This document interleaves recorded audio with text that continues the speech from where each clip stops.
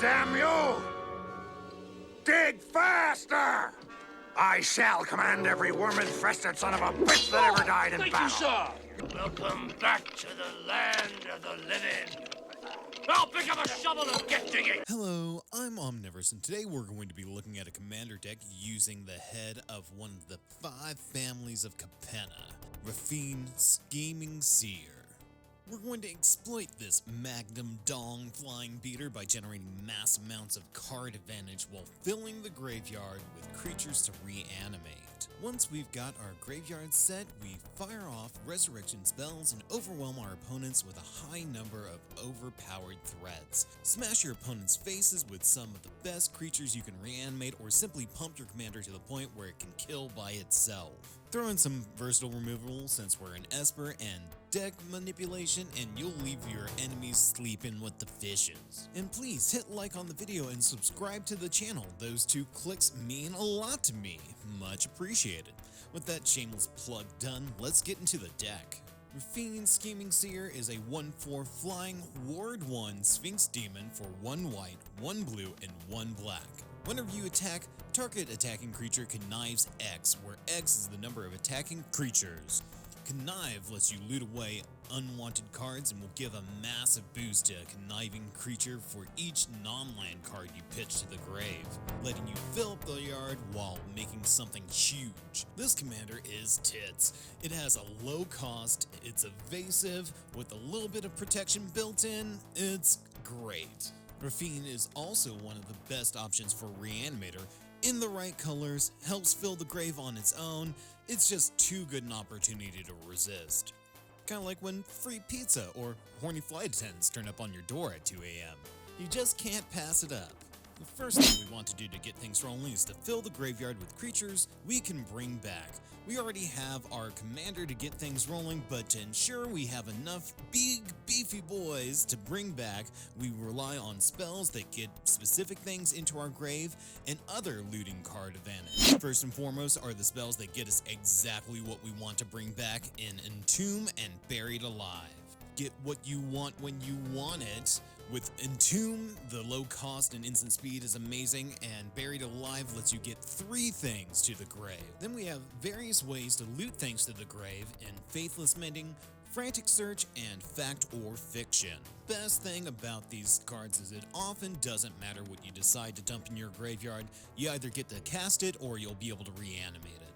We also have some creatures that will do the things we want in Vile Entomber, Stitcher Supplier, and Master of Death. These are amazing includes because they're also great reanimation targets, so they'll trigger when you get them back from the grave. And Master of Death can return to your hand every turn, so you just throw it away to connive and draw more cards. Then we have Sir Conrad. This big bastard will bitch slap your opponents by making each player mill, then dishing out damage to your opponents anytime a creature card goes to the graveyard from anywhere. Guy's a regular all-star with the commander as well, because he will consistently punish opponents when you activate its conniving attack trigger. Now, to make sure that we always have ways to reanimate as well as creatures to bring back, we take the easy way out and combine the two, because, you know, we're lazy like that. And it's easily the most effective way to do this deck, is to make sure that you have reanimation creatures. Some of the best options we have are Karmic Guide and Phyrexian Delver, who will reanimate another creature upon entering the battlefield, like bringing an undead +1 to a party. On a side note, I feel super old that a lot of people won't get that Oingo Boingo reference. Sepulchral Primordial is a whole party by himself by reanimating a creature from each opponent's graveyard. Next up, we have Doomed Necromancer and Priest of Fell Rites. These two will sacrifice themselves to bring back all the creatures that are way better than them, which is most of the deck. Sephris of the Hidden Ways acts as a secondary commander for the deck. If you're more interested in dungeon crawling, and synergizes well with Raffine, who will help power Sephris through. Sheol Dread is ridiculous. She'll reanimate a creature for you once per turn and force your opponents to give up one of their creatures each turn. And even though she's as expensive as a diamond-plated Tesla, mana-wise, she makes a great reanimation target to bring back. We also have Sun Titan and Breathkeeper Seraph. Sunny Titties is a staple for a reason, as he reanimates any permanent less than 3 upon entering or attacking. And the Breathkeeper is a way to give specific creatures some removal protection. Junji, the Midnight Sky, is almost as scary as his namesake, letting you reanimate a non-dragon creature whenever it dies. Actually works really well with the Breathkeeper, who will reanimate Junji, and Junji still gets to reanimate something else. We got our reanimator creatures set, but they also need spells to support them to ensure we're always bringing back big threats from the grave. Easily the best way to go about it is massive reanimation spells. Agadeem's Awakening, Command the Dread Horde, and Rise of the Dark Realms are some of the most efficient reanimation spells around, raising more bones than Selena Gomez in a bikini. Supporting those powerful spells is Grimoire of the Dead, which can do mass reanimation but has some hoops to jump through, and Living Death, which can also act as a board wipe, trashing your opponent's creatures while bringing back all your own. Another good way to resurrect your creatures is with the reanimation auras, all of which are low cost and can reanimate from anyone's graveyard. They have some built-in downsides, but they're really worth it to just run over the more expensive reanimation spells. Debtor's Knell will consistently reanimate from anyone's graveyard, which is great for the late game.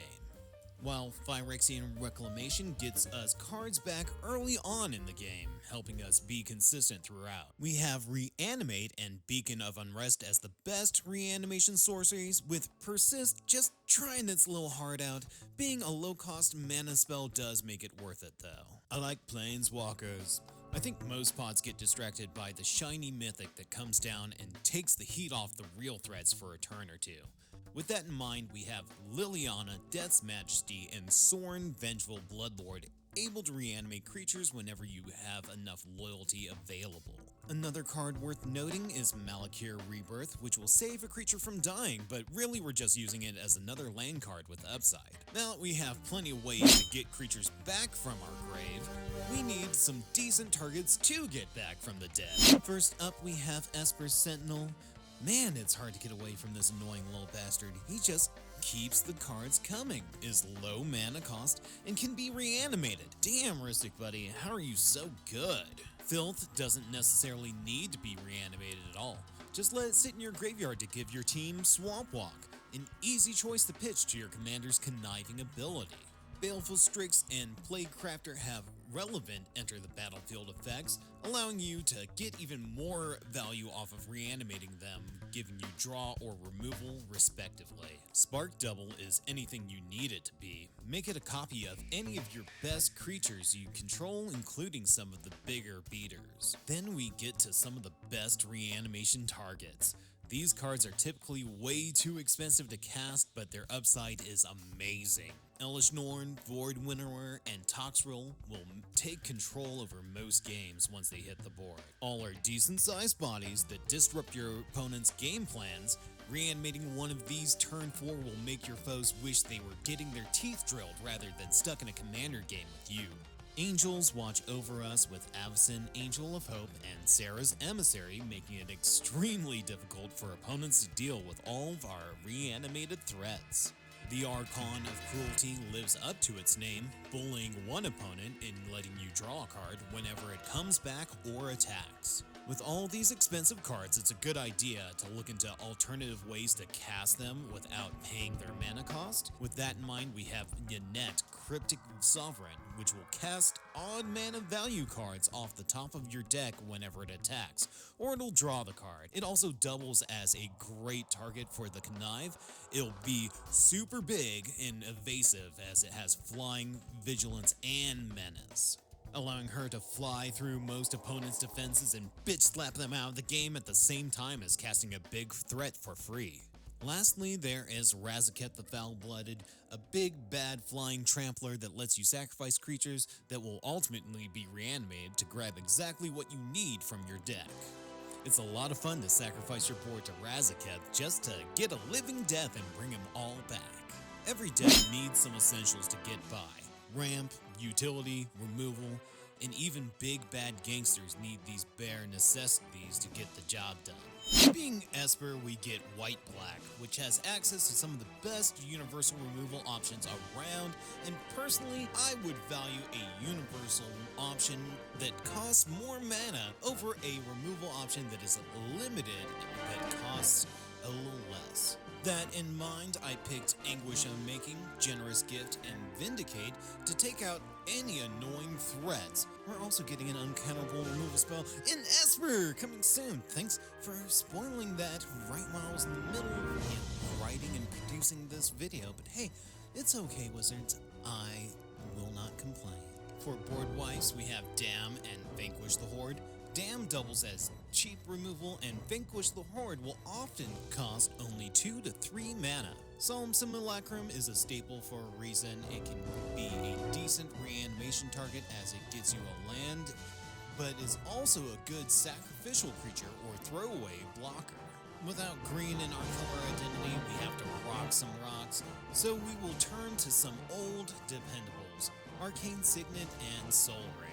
Man, it's almost boring to mention these guys, but they are just that good. Throwing the Talismans as the best of the 2-cost mana rocks, with Felmore Stone as another low-cost rock, and Chromatic Lantern more as a way to fix the mana base as a whole. Now, currently our grave robbing shenanigans is costing us close to $800, which is a bit much, so we're going to go through a few budget options to make your corpse stealing venture worth the while. One of the easiest switches is the Signets in for the Talismans. For some reason, Talisman of Progress is over $10. We bring in Gravebreaker Lamia for Entomb. Getting the Entomb ability on a creature is pretty decent, even if the rest of the text doesn't really matter to us. Nezahal Primal Tide tries his best to be as good as Esper Sentinel when he replaces the Rhystic Buddy.